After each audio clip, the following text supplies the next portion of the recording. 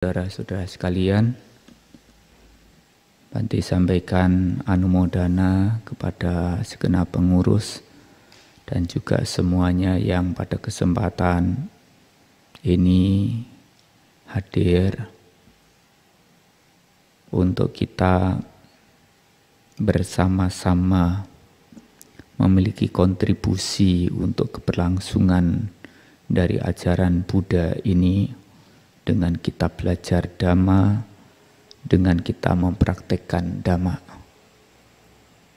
Karena dikala saat ini kita tidak mau belajar, tidak mau mempraktekkan Dhamma, maka jangan pernah harapkan anak cucu kita akan mengenal lebih baik daripada kita sekarang. Maka kalau bisa dibilang Buddha Sasana saat ini di pundak kita. Kita sedang memegang estafet dari ajaran Buddha ini. Nah, maka kita sepatutnya melakukan apa yang terbaik yang kita bisa lakukan sesuai dengan kondisi yang kita punya masing-masing untuk kita mempraktekkan melaksanakan Dhamma dengan harapan generasi-generasi berikutnya akan menjadi lebih baik daripada generasi yang sudah baik yang ada sekarang. Para Romo Ramani, Ibu Bapak dan juga saudara-saudara sekalian, berbicara tentang ajaran Buddha yang kita mengenalnya dengan Buddha Sasana, ya, ajaran Buddha itu sesungguhnya membicarakan kehidupan kita dan apa yang harus kita lakukan untuk mencapai dari tujuan kehidupan kita masing-masing. Yang kita tahu satu orang dengan orang yang lain, walaupun tujuannya sama-sama bahagia, persepsi masing-masing orang tentang kebahagiaan itu satu dengan yang lain tidak sama. Sehingga karena itu tentu apa yang diupayakan pun juga tidak sama. Ya, sama-sama ingin bahagia tapi kebahagiaannya persepsinya berbeda. Yang tentu kebahagiaan itu menjadi tujuannya. Nah, kalau kita bertanya apa yang menjadi tujuan hidup kita, yang kita tanya itu siapa? Dan pasti jawabnya akan berbeda.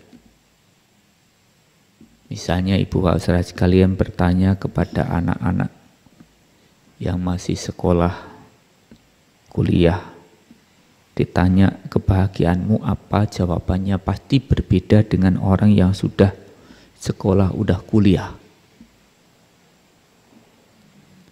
Selesai. Kalau kita bertanya kepada mereka yang kuliahnya sudah selesai, kepada orang yang misalnya belum punya kerjaan, ya jawabnya akan menjadi berbeda.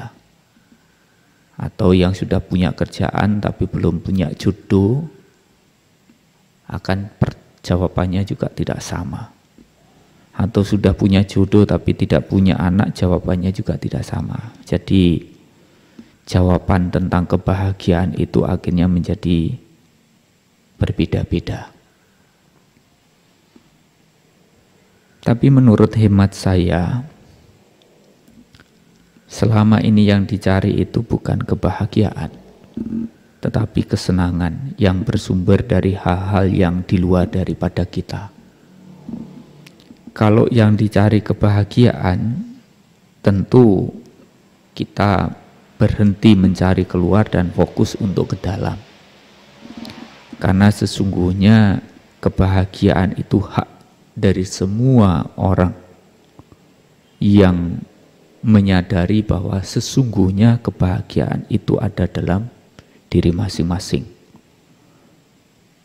Maka karena itu, kalau ibu bapak sudah sekalian ditanya, apakah sudah menemukan kebahagiaan? Ada yang jawabnya sudah dan ada juga yang jawabnya belum. Kalau kemudian ditanya kebahagiaannya yang dicapai seperti apa, ya seperti yang tadi Bante sampaikan, jawabannya pasti berbeda-beda. Nah, suatu saat kami pernah berkunjung dan bertemu dengan teman pada waktu bermain, waktu jadi umat dulu. Dan waktu itu dia bertanya, Bante, tinggalnya, rumahnya di mana? Jawab saya tidak punya rumah. Dia kaget, dia terkejut. Karena rumah itu adalah salah satu kebutuhan hidup kita. Ada sandang, pangan, papan, obat-obatan. Ditanya rumahnya di mana, saya tidak punya rumah. Dia semakin penasaran dan kemudian bertanya, Bante, istrinya, anaknya sekarang berapa? Istri tidak punya, karena tidak punya istri, anak juga tidak punya. Oh, lah terus hidupnya Bante bagaimana? Ya, hidupnya dari apa yang diberikan oleh umat. Kasihan sekali katanya. Kasihan sekali. Dalam hati kami mengatakan lebih kasihan kamu daripada saya. Kenapa demikian? Ada kebahagiaan bagi orang-orang tertentu dikala kita bisa punya rumah, punya keluarga, dibangun bersama dengan orang yang dicintai, yang disayangi. Itu kebahagiaan atau penderitaan? Adalah kebahagiaan. Membangun rumah dengan orang yang dicintai, yang disayangi, itu adalah kebahagiaan. Memiliki anak yang baik dan berbakti, itu adalah kebahagiaan. Dan tentu kalau secara awam, dikala tidak memiliki itu semua, orang berpikirnya menderita. Tetapi menurut hemat kami, justru tidak memiliki itu semua adalah kebahagiaan. Ya, tidak memiliki rumah, tidak memiliki istri, tidak memiliki anak. Dan itu pula kalau ditanya, ibu, bapak, kenapa membangun rumah tangga? Kenapa menjalani hidup berdua? Padahal lahir sendiri, nanti matinya pun juga sendiri. Jawabnya apa? Saya menjalani hidup sendiri tidak berani, Bante. Mungkin. Bukan itu jawabannya. Jawabannya pasti mengatakan bahwa saya membangun rumah tangga dengan pasangan saya karena saya berpikir menjalani hidup rumah tangga itu lebih banyak kebahagiaannya daripada menjadi Bante. Benar enggak? Karena kalau jawabannya itu lebih banyak kebahagiaannya jadi Bante daripada penderitaannya, pasti tidak akan berumah tangga. Benar enggak? Yang laki-laki benar enggak? Bante jawab. Karena punya pandangan dengan membangun hidup rumah tangga dengan pasangan yang dicintai, disayanginya, itu lebih banyak kebahagiaannya daripada penderitaannya, maka karena itulah kita membangun rumah tangga. Begitu juga para biku, para samana. Kenapa menjalani hidup sebagai seorang samana? Karena tentu kami punya pandangan yang terbalik dengan Ibu Hadirat sekalian. Kehidupan menjadi biku itu lebih banyak kebahagiaannya daripada penderitaannya. Maka karena itu milihnya jadi biku. Kalau punya pandangan hidup berkeluarga lebih banyak kebahagiaannya daripada penderitaannya, saya rasa pilihannya bukan jadi biku.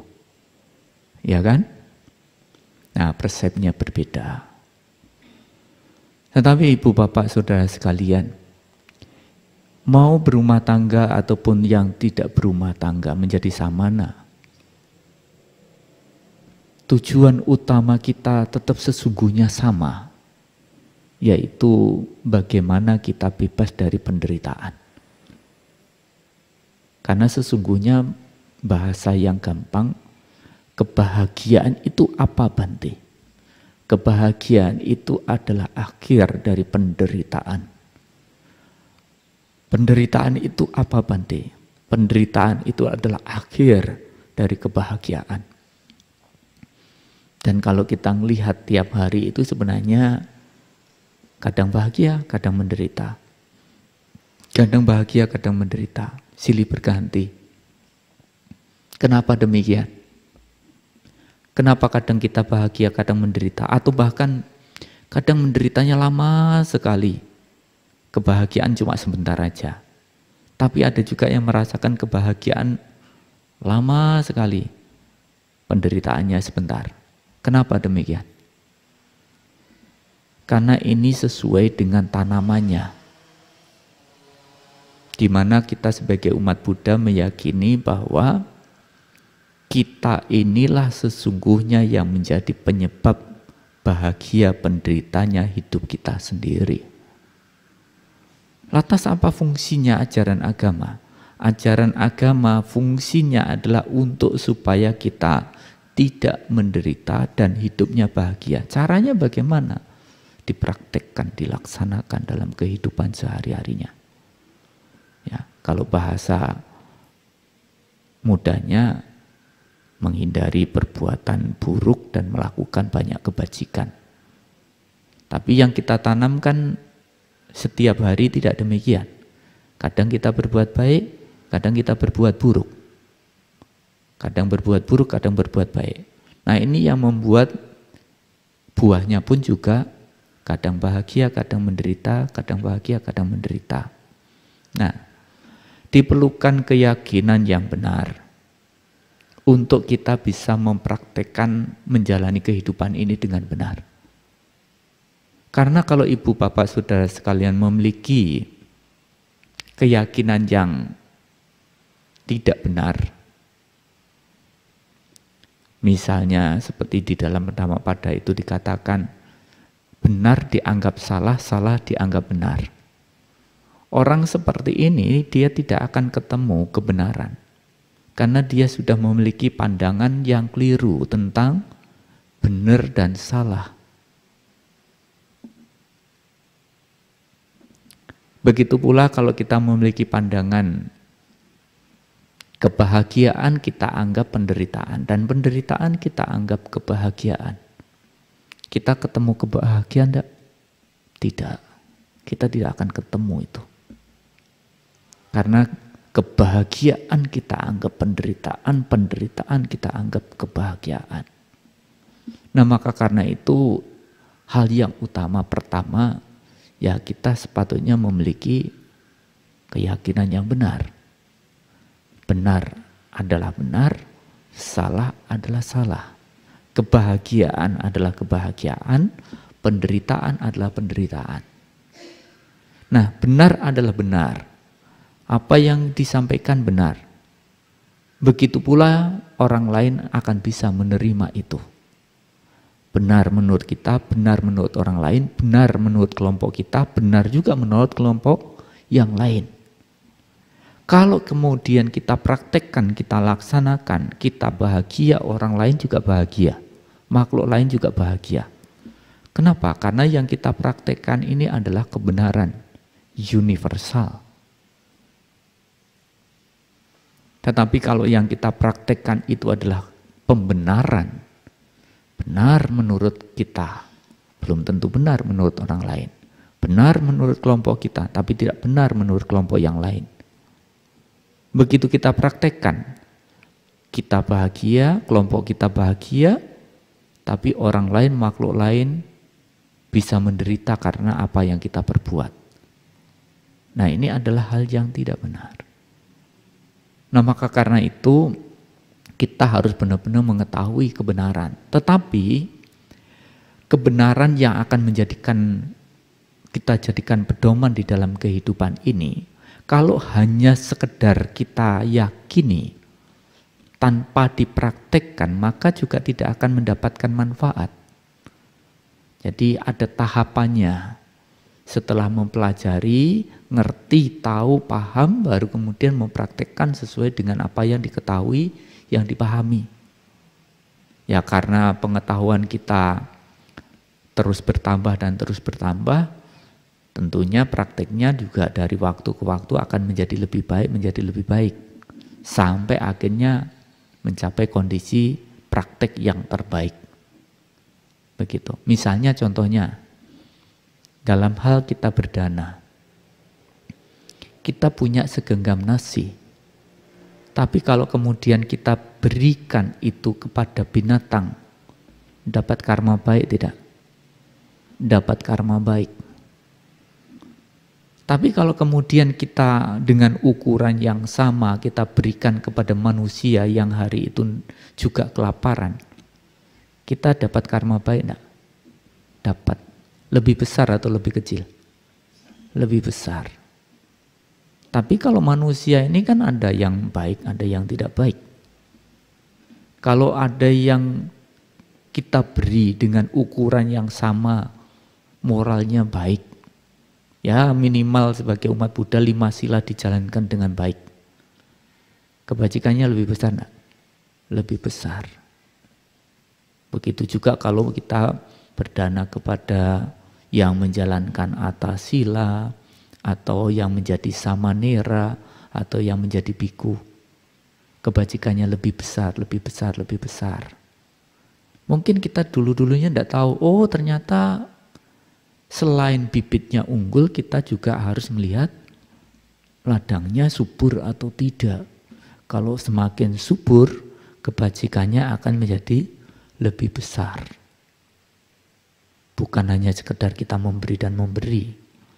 Nah, tetapi di dalam ajaran Buddha ini diyakini bahwa kebajikan yang tertinggi itu dikala kita berdana kepada sangga.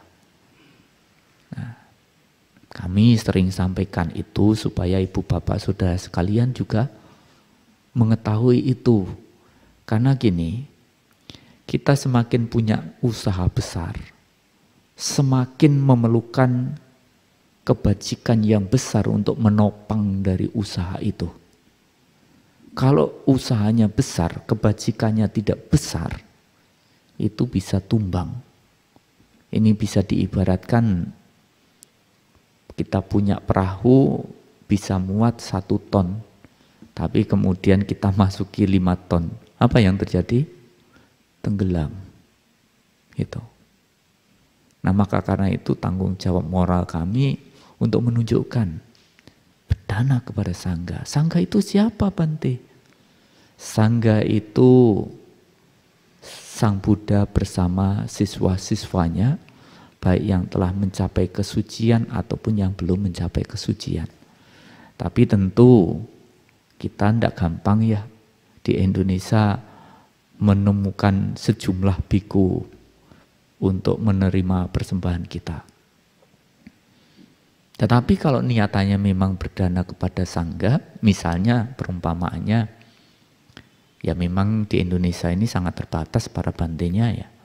Tidak sesuai dengan kebutuhan, tidak sesuai dengan permintaan pasar. Jadi kalau di wihara di Indonesia ini misalnya mencapai, mohon maaf perumpamaan saja ya, umpamanya itu wihara di Indonesia jumlahnya 500 gitu. Para Bante cuma ada 100. Itu kurangnya banyak sekali. Sehingga kalau kita bisa ketemu banyak biku, ya karma baiknya besar. Nah, dalam hal tadi memberi, karena kita tahu bahwa ternyata sangga adalah ladang yang subur untuk berbuat baik. Kalaupun misalnya kita berdana kepada beberapa orang biku, tidak sampai mewakili sangga. Mewakili sangga itu 4 atau lebih. Cuma 1 atau 2. Ya kalau niatannya berdana kepada sangga, ya tentu apa yang diterima oleh biku itu bukan milik pribadi, tapi miliknya sangga. Dan siapapun yang menjadi biku boleh saja menggunakan. Nah, seperti hanya misalnya ada orang yang memberi ke Bante, tapi kemudian kami tunjukkan berdanalah kepada sangga. Ya mungkin kami hanya yang menerimanya kami. Tapi setelah kami terima itu bukan milik kami. Itu miliknya semua biku, miliknya semua sangga, sehingga dikala ada biku hadir, para biku silahkan digunakan. Ini semuanya diperdanakan oleh umat kepada sangga. Itu karena milik sangga. Tapi kalau umatnya berdana kepada pribadi bikunya, ya enggak apa-apa Bante, pokoknya saya berdana kepada Bante saja. Itu ada yang suka nekat begitu. Ya itu menjadi milik pribadi biku itu. Dan tergantung sama bikunya, mau dipakai atau tidak dipakai, mau dikasihkan siapa, ya terserah bikunya. Kalau biku lain mau menggunakan, ya harus izin kepada biku yang bersangkutan. Tapi memang biasanya walaupun itu didanakan kepada pribadi atau kepada sangga, secara adatnya kita selalu biasanya minta izin. Begitu. Nah, Ibu saudara sekalian, jadi kita tahu, oh ternyata selain kita mau berbuat baik dengan berdana, ini ternyata ada ladang-ladang yang subur, begitu. Tapi seperti yang tadi Bante katakan, berbuat kebajikan itu sesungguhnya tidak harus selalu berdana. Saya ini sebenarnya kadang-kadang merasa juga tidak nyaman. Di tempat lain juga ngajarin berdana juga, tapi bahasanya kan berbeda, ya kan?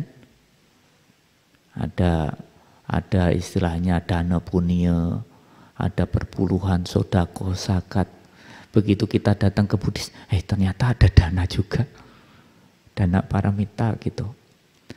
Tapi masalah berdana ini semakin pandangannya semakin sempit dikala berhubungan dengan materi.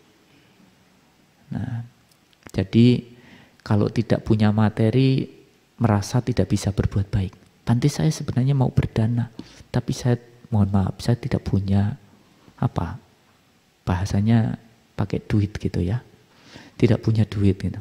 Kalau ditanya apakah berbuat baik harus selalu pakai uang? Tentu jawabnya tidak. Kalau kita mau berdana, kita bisa berdana dengan tenaga kita. Misalnya datang lebih awal, altarnya dibersihkan, tempat duduknya disiapkan, buku parita disiapkan. Itu kita sudah berbuat baik.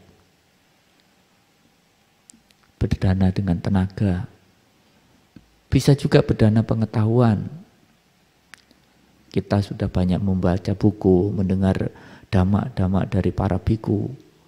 Pada saat mungkin tidak ada yang menyampaikan dhamma, ya izinkan saya untuk menyampaikan dhamma. Atau kalau enggak berani ya membaca bagian dari kitab suci, mengambil salah satu sutta dibaca untuk didengarkan bersama-sama.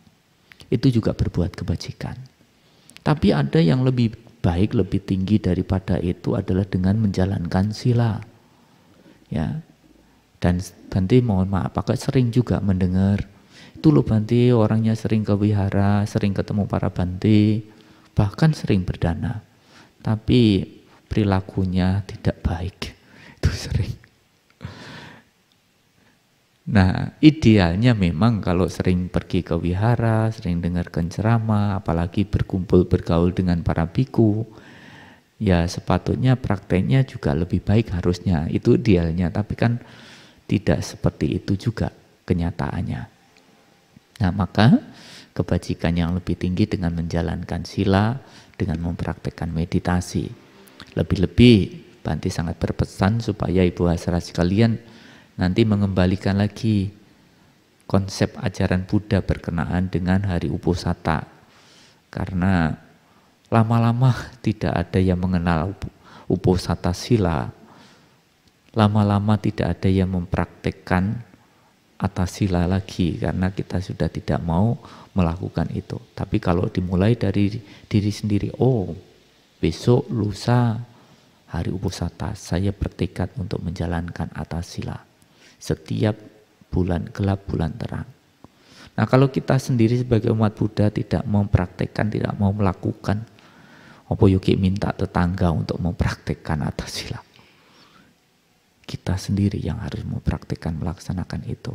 Itu titipan saja supaya di mana-mana di hari setiap Uposatha sila ya pergi menjalankan atasila. Lebih-lebih kalau kita juga bisa mempraktekkan meditasi, yang artinya untuk berbuat kebajikan tadi memerlukan keyakinan dan juga memerlukan pengetahuan. Semakin yakin, semakin dia juga mau mempraktekkan, melaksanakan dengan lebih baik. Ya. Mau rumahnya jauh sejauh apapun juga akan tetap datang. Karena dia punya keyakinan. Mau sesibuk seperti apapun, kita masih tetap bisa meluangkan waktu untuk datang. Mau sebanyak apapun halangan rintangan, kita mampu untuk lewati ya. Kita mampu bisa mengalahkan semua halangan, semua rintangan. Karena meyakini bahwa tidak ada apapun di dunia ini yang lebih baik daripada berbuat kebajikan. Maka karena itu dengan penuh keyakinan ia mau melakukan itu. Ya kalau dibilang capek ya capek. Saya yakin Ibu Hadirat kan capek. Dari pagi sampai sore. Kemudian masih pergi ke wihara lagi. Gitu kan. Ngurusin pasangannya, ngurusin anaknya, ngurusin tokonya, ngurusin rumah tangga. Bukan hal yang mudah. Tapi Ibu Hadirat kan bisa melakukan itu. Dan itu adalah hal yang luar biasa menurut saya. Menurut saya. Masih mau pergi ke wihara. Masih ada juga yang menjadi pengurus wihara. Itu hal luar biasa. Apakah bisa dilakukan oleh orang yang tidak punya keyakinan? Tidak bisa. Mungkin ada yang punya keyakinan sama seperti kita. Tapi belum tentu mau melakukan itu. Kenapa? Saya tidak punya waktu, Bante. Tidak bisa, Bante, masih sibuk, Bante. Sama keyakinannya. Tapi dia tidak bisa mengalahkan halangan rintangan. Tapi ada juga yang karena keyakinannya, pengetahuannya luas, semakin giat, semakin rajin, semakin giat, semakin rajin dalam melakukan hal-hal yang bajik. Apakah berbuat kebajikan itu harus selalu pergi ke wihara? Tentu jawabnya tidak. Tapi langkah pertama untuk kita mengetahui Dhamma ke wihara. Karena di wihara itulah tempat di mana disampaikan Dhamma. Tapi memang untuk sekarang dengan kemajuan teknologi yang ada sangat mempermudah kita untuk belajar Dhamma. Sangat mudah untuk belajar Dhamma. Ya. Jadi kalau dulu mau ketemu biku susah, mau mencari buku-buku Dhamma sulit. Sekarang asalkan punya kuota, HP-nya bagus, ada sinyalnya, baterainya tidak lowbat, bisa kita tinggal ketik, cari mbah Google, cari mbah YouTube, semuanya ada. Kadang-kadang Bante kalau mencari sesuatu yang Bante tidak tahu pun juga tanya mbah Google. Dan itu tidak perlu pakai menyan, pakai dupa lilin segala macamnya. Tinggal ketik saja langsung ada jawabannya. Gitu. Artinya semakin kita memiliki pengetahuan luas, ibu bapak saudara sekalian, semakin mempermudah kita untuk berbuat kebajikan. Ada di wihara kita mulai belajar dhamma, mendengarkan dhamma, mendiskusikan tentang dhamma, ajaran guru agung kita. Begitu kita ngerti, kita tahu, kita paham, kita praktekkan di rumah, di lingkungan masyarakat, dimanapun kita berada. Dimanapun kita berkumpul, bergaul, kita selalu berpedoman teguh pada dhamma. Dhamma menjadi pedoman hidup untuk kita tempuh menuju pada kebebasan. Karena mengingat seperti yang tadi Bante katakan, mau berumah tangga atau tidak berumah tangga, tujuannya sama, cuma jalannya beda, yang ditempuh beda. Memang mohon maaf, idealnya, sekali lagi saya katakan idealnya, jadi para biku itu idealnya akan cepat sampai, karena bisa diibaratkan melalui jalan tol, jalan bebas hambatan. Tapi kalau menjalani hidup berumah tangga ini, jalannya jalan biasa, dilalui oleh banyak orang, banyak kepentingan, banyak tikungan. Ada yang menjalan kaki, ada yang naik motor, ada yang naik becak, ada yang pengen ini, pengen itu. Pokoknya semuanya tumplek-blek di situ. Dan kalau tidak konsisten, mungkin kita sedikit-sedikit mampir, ketemu teman di jalan, mampir ngobrol lagi. Mulai jalan lagi, ketemu lagi, temennya ngobrol lagi. Akhirnya tidak sampai-sampai. Belum lagi kalau kita ngelihat, pemandangannya bagus, mampir. Ketemu lagi pemandangan bagus, mampir. Harusnya 50 tahun kita sudah sampai tujuan, sudah sampai nibbana. Kita masih belum sampai mana-mana gara-gara suka mampir. Gitu. Begitu ada keindahan, mampir. Setelah mampir, menikmati sampai terikat, melekat, tidak mau pergi. Lah, tambah lama lagi itu. Tapi kalau kita konsisten menjalani kehidupan dengan benar, sebagai perumah tangga pun juga bisa sampai tujuan. Maka di dalam ajaran guru agung kita ini, mungkin Ibu Asras kan kadang punya pandangan, ajaran Buddha ini disampaikan kan kepada para biku? Tidak. Disampaikan kepada semuanya. Kepada para dewa dan manusia, baik laki ataupun perempuan. Semua punya kesempatan untuk belajar dan mempraktekkan dhamma. Ya. Tapi seperti yang tadi Bante katakan, menjalani kehidupan berumah tangga tidak gampang. Dan saya sampaikan anumodana karena dengan keyakinan, dengan tekad, niat, kebijaksanaan yang dimiliki dan kemampuan yang dimiliki oleh Ibu Asras, berupaya sebisanya, semampunya untuk kita menjalani hidup, menempuh kehidupan benar untuk mencapai tujuan hidupnya. Tapi begitu juga kalau menjadi seorang biku sebagai samana, melewati jalan tol. Memang bebas hambatan, idealnya cepat sampai, tapi harus diingat. Kalau enggak punya etol, enggak boleh lewat. Artinya harus bayar. Kalaupun melalui jalan tol, kanan kiri biasanya ada rest area dan bagus-bagus. Ini benar saya cerita. Pernah suatu saat saya ingin membuktikan apa benar jalan tolnya itu mulus, luas, bisa nyambung dari Surabaya sampai Jakarta. Pernah sekali saya melakukan itu. Dan ternyata benar. Menurut orang 11-12 jam itu sampai.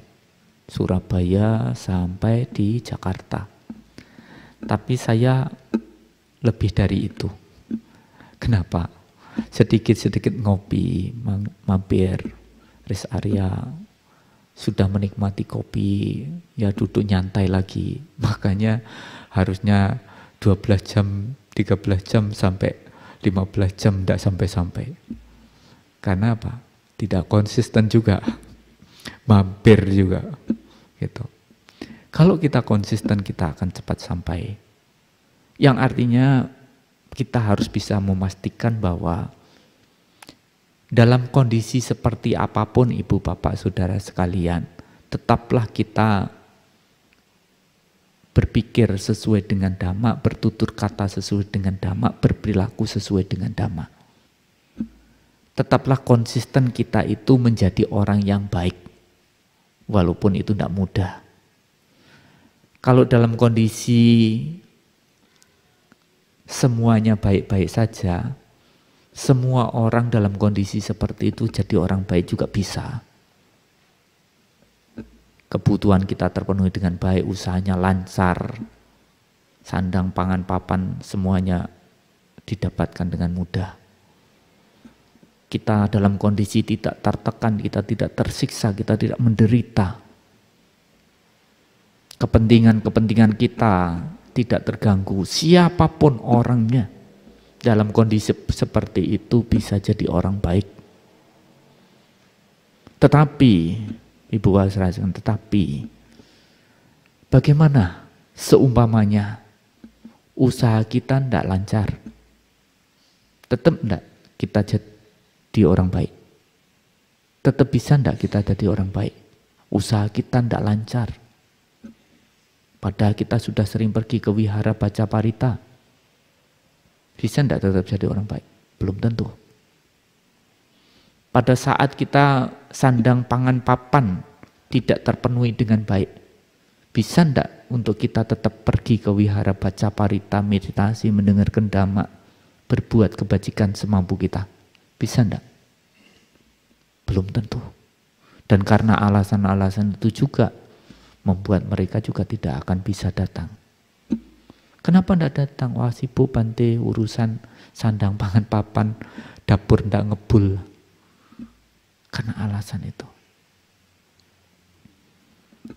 Seumpamanya kita dalam kondisi tertekan, entah itu masalah pekerjaan, entah masalah rumah tangga, kita tersiksa, kita menderita, kita mau enggak tetap berbuat baik, tetap jadi orang baik? Belum tentu. Kita berorganisasi, kita pergi ke wihara, kita berusaha untuk berbuat kebajikan di sana. Tetapi dikala kepentingan-kepentingan kita terganggu, bisa enggak tetap konsisten untuk kita tetap berbuat kebajikan? Belum tentu. Tapi Ibu Wasra sekalian, saya pastikan orang yang tetap mampu melakukan kebajikan demikian, walaupun kondisinya seperti apapun, pasti orang itu kualitasnya baik. Pasti kualitasnya baik. Dan yang harus ibu bapak saudara sekalian ingat, nilai-nilai kebajikan yang terus kita lakukan itulah yang menjadi solusi dari semua permasalahan apapun yang kita hadapi tadi. Yang dulunya usahanya tidak lancar, begitu terus konsisten berbuat kebajikan, akhirnya ada jalannya, bisa mencapai kesuksesan. Yang dulunya sandang pangan papan tidak terpenuhi dengan baik, dengan terus dia berbuat kebajikan, misalnya sering pergi ke wihara, mungkin Ko Hendra tanya, itu siapa sih Bante, orangnya rajin sekali bangun pagi-pagi, saya ngelihat kok sudah bersih-bersih. Oh si A, apa dia enggak punya kerjaan? Enggak punya kerjaan makanya ngerjain wihara bersih-bersih. Kalau seumpamanya ikut saya boleh enggak Bante? Tanya sama orangnya. Karena dia orangnya baik. Dia mau melakukan hal yang berguna, bermanfaat. Tapi coba misalnya, sudah hidupnya susah, berbuat baik enggak mau, datang ke wihara belajar dhamma enggak mau. Siapa juga yang mau peduli? Ya kan? Artinya apa? Nilai-nilai kebajikan yang dia lakukan itu menjadi solusinya. Menjadi sebab untuk memperoleh kebahagiaan sekarang dan juga yang akan datang. Dan Ibu Wasra sekalian harus tahu, Orang yang saat ini punya kekayaan banyak, kedudukan tinggi, kekuasaan luas, nama pengikut yang banyak, dia karena punya timbunan kebajikan yang banyak. Pubecak kata punyata, dia punya timbunan-timbunan kebajikan di masa lampaunya.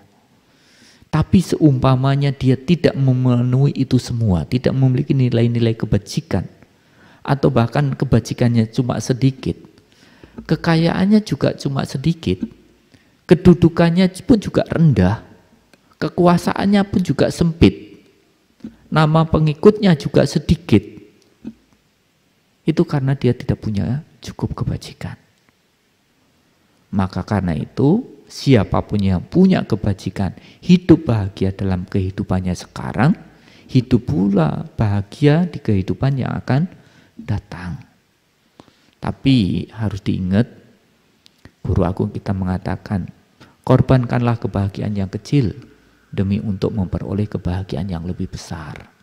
Kita berbuat kebajikan bukan hanya untuk mencari kekayaan, kedudukan, kekuasaan, nama pengikut yang semuanya sewaktu-waktu pada saatnya akan berpisah, akan kita tinggalkan. Tapi kita melakukan kebajikan itu semuanya juga bukan untuk memperoleh surga, tapi kita menyempurnakan paramita untuk merealisasi kebahagiaan tertinggi, nibbana. Dan itu bisa terrealisasi dikala ibu bapak saudara sekalian berproses dengan benar. Saat ini, sekarang ini selalu berpikir, bertutur kata, berperilaku sesuai dengan Dhamma. Dan dikatakan hidup sesuai dengan Dhamma adalah berkah utama.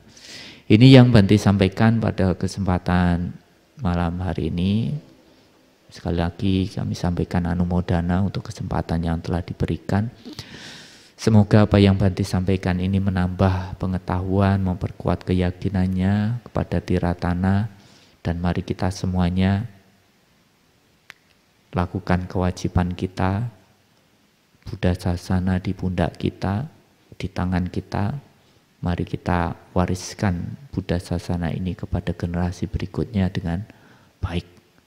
Mari kita mengupayakan sebisa semampu kita sampai akhirnya kita nantinya menutup mata.